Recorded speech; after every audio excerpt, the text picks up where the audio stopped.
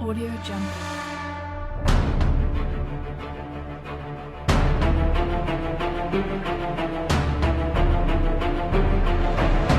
Audio Jungle. Audio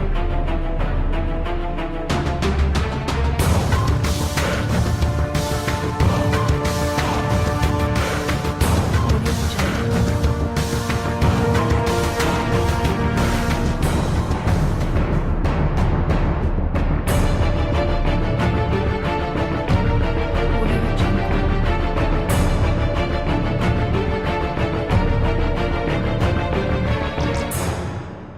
Audio Jungle. Audio Jungle.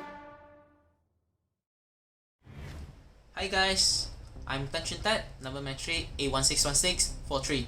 Today I'm going to present you the case of Mu Shukan and Public Prosecutor 2019 MLJU 1412, the High Court case in Kuching.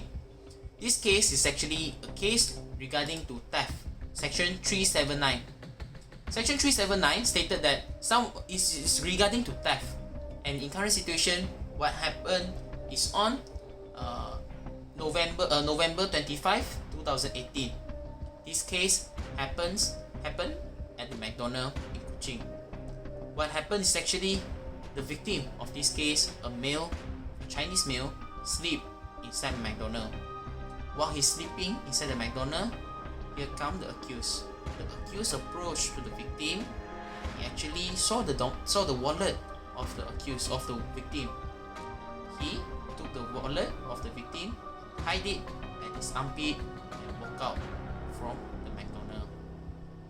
While the police officer, through the CCTV evidence located at the McDonald's, this leads to the police officer to the accused's house and arrested the accused. The accused in current situation is quite weird. He actually leads the police officer to the place he hid the wallet. And what is a strange thing is, the victim of the case cannot identify and cannot list out what been placed or what been put inside the wallet. This included the money, how much money inside the document, what document, passport, IC inside the wallet. He can't mention anything. And the case been brought to the magistrate court in Kuching. In Kuching, the magistrate read the juru bahasa, the translator, read the charge sheet, read the charge to the accused. The accused is a Chinese guy, 30 years old. After he listened to the charge sheet, he actually not really understand to what been read or what been explained to the translator. But because the language being used is actually Bahasa Melayu, and he can't really understand to Bahasa Melayu. And the accused, in current situation, he didn't respond to anything. He just agreed with what been said by the court. And this leads to the punishment being given to the accused, which is 7 months of imprisonment. Now, the issue that been raised inside the case is actually whether the plea of guilt the so-called plea of guilt by the court is actually valid or not in current situation. Defense counsel, the counsel for the accused, raised few issues, which included the accused has no representative, has no lawyer during that time. He can't understand single words or can't understand the real meaning of Bahasa Melayu or the charge that been read to him. The defense counsel raised some other issues regarding to the charge sheet. For a charge sheet to be valid, for a charge or for a plea of guilt to be valid, the accused should be explained and should be explained to his understanding that he knows what he's been charged, he knows the consequences for the charge, and he knows what he's going to face after the charge, which is the punishment of 7 months. But all these fail to be done by magistrate because the accused doesn't understand about Bahasa Melayu. Although people will say that is just a mere statement from the accused saying that, oh, I don't know Bahasa Melayu, because he want to escape from the punishment. But the thing come here is that the NOP, which I believe is Notice of Plea of Guilt, inside the Notice of Plea of Guilt doesn't mention anything about the accused understood about what been explained by the translator. The NOP only recorded that there is a plea of guilt.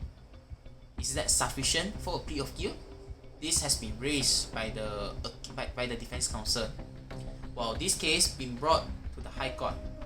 In High Court, the High Court agreed with what been given, agreed with the punishment that been given from the magistrate court to the accused. But the thing that the High Court doesn't agree is actually the plea of guilt. Inside the plea of guilt, there is lack of element of understanding and knows about what been charged and the punishment. The High Court referred to two cases, PP versus Warren and PP versus Margaret. Both these cases stated very clear that for a court to identify whether there is a plea of guilt, the magistrate or the court should understand and should identify whether the accused understand the meaning, what being charged, and also the consequences. This is the ground of a charge. If fail to do so, it can lead to the plea of guilt not valid. In current situation, although there is strong evidence, there is strong cases for the PP to say that everything is done by the accused, because the accused lead the police officer to the place he hide the wallet. But this cannot be something to be binding or something to persuade the court that he actually admitted everything, because we still need to follow to the rules of the law that plea of guilt must fulfill few elements. While the High Court referred to Section 175 of Criminal Procedure Code. Under this section, it stated clearly that what is the meaning of the charge. The charge should be explained to the accused, and the accused should know what is the consequences and the meaning of the punishment, of meaning of the thing that been charged. While High Court cited another section, which is Section 376, I believe so. Let me check. Refer to Section 316. Section 316 of Criminal Procedure Code. Under this Section 316 of Criminal Procedure Code, High Court has the power to order for a retrial if he thinks that that is unjust, or he thinks that there is something wrong about the judgment. High Court order for retrial in current cases because he believes that recording the plea of guilt and recording the statement or recording the facts that the accused understood about the charge, understood about what been explained to him inside the NOP is actually very important, and without this we will cause the whole plea of guilt invalid because it's unjust to accuse. Current situation, High Court order for retrial. And back to back, this case is actually a very interesting case because we can see that the case is actually binding, is actually strong for PP, because we can see the accused lead the police officer to the place, he hide the wallet, he said that this is the wallet of the victim. Although he not admitted, but he leads the police officer to the place. This can be included under Section 5 for Evidence Act. But when inside the mentioning section, if the accused does not understand about the charge, although the case is strong for PP, it's no use. The accused need to understand about what being charged and what is the consequences of the charge. Only then the charge or the plea of guilt is valid. Well, in my opinion, plea of guilt is actually a very good alternative, a very good way for court to actually save more time. But court should beware about this thing. Court should be more precise and more careful when he admitting or when he agreed with the plea of guilt.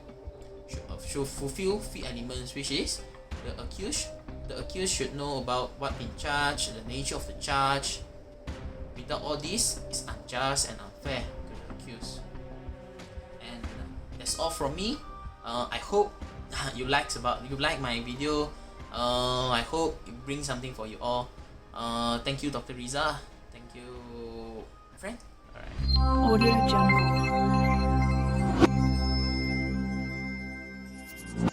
Audio Jungle.